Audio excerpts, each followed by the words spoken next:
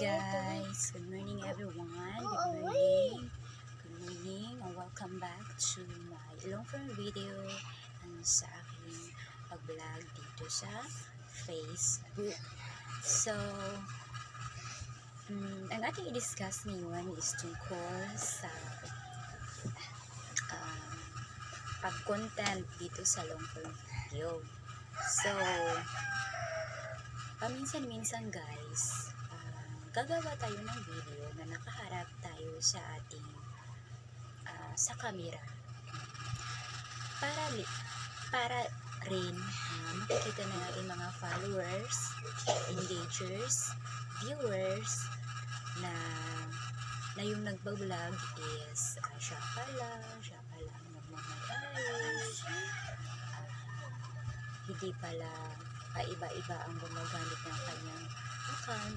Yun ang ating dapat nating pagtuunan ng pansin.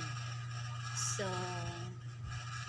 dapat din na nakaharap tayo ng maayos sa camera kagaya ng aking ginagawa. So, alam nyo guys na mahirap mag-isip ng content dito sa pag-reels at pag-vlog dito. Kaya, kahit na walang masyadong nanonood sa ating mga video, patuloy pa rin tayo sa paggawa ng mga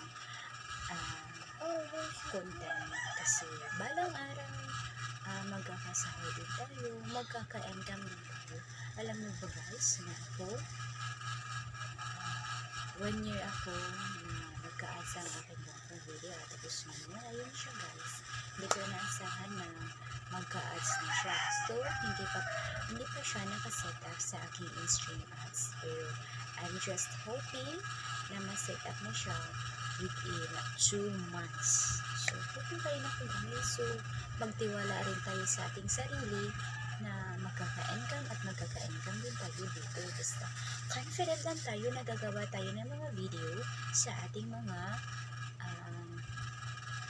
confident tayo gagawa ng content dito sa ating mga video. Walang pahiya-hiya. Kaya ako, feeling confident tayo dito. Feeling niya vlogger kaya tayo Kaya ganun lang ating gagawin next time. Okay? Okay ba yun guys? Yun lang guys. And thank you for watching. Bye-bye!